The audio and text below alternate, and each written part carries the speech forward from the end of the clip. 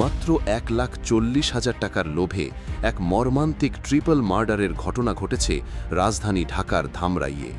গত 2 জুন ধামরাইয়ের একটি বাড়ি থেকে একই পরিবারের 3 সদস্যের মরদেহ উদ্ধার করে পুলিশ। নিহতরা হলেন নার্গিস বেগম ও তার 2 ছেলে।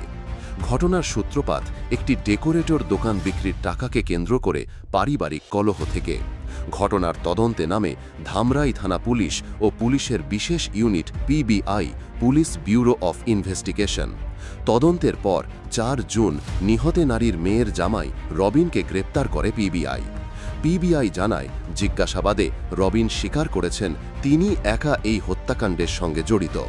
রবিন বলেন, আমি একাই ঘরে প্রবেশ করি, একাই 3 জনকে হত্যা করি। 17 বছর বয়সী শালককে বালিশ চাপা দিয়ে হত্যা করি। সে চিৎকার করেছিল, কিন্তু সেই শব্দ কেউ শুনতে পায়নি।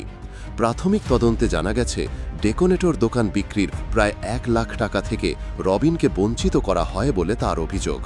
এছাড়াও শালকের সঙ্গে পারিবারিক সম্পর্কের টানাপোড়েন ও শাশুড়ির সঙ্গে ব্যবসা সংক্রান্ত বিরোধ ছিল হত্যার পেছনের কারণ। পিবিআই আরও জানায়, ঘটনার দিন রবিন কৌশলে বাড়িতে ঢুকে একে একে 3 জনকে বালিশ চাপা দিয়ে হত্যা করে। রবিনের দাবি, তার শ্বশুরের নামে থাকা ডেকোরেটর ব্যবসাটি বন্ধ হয়ে যাওয়ায় সে নিজেকে বঞ্চিত মনে করে এবং ক্ষোভে এই নির্মম হত্যাকাণ্ড ঘটায়। তবে এখনও সেই অর্থের কোনো হদিশ পাওয়া যায়নি বলে জানিয়েছে তদন্ত সংস্থাটি। পিবিআই বলছে, তারা টাকা উদ্ধারের চেষ্টা সহ মামলার তদন্ত আরও গভীরভাবে চালিয়ে যাচ্ছে। এ ঘটনায় এলাকায় ব্যাপক চাঞ্চল্য ও শোকের ছায়া নেমে এসেছে। স্থানীয়রা দ্রুত বিচার ও দৃষ্টান্তমূলক শাস্তির দাবি জানিয়েছেন।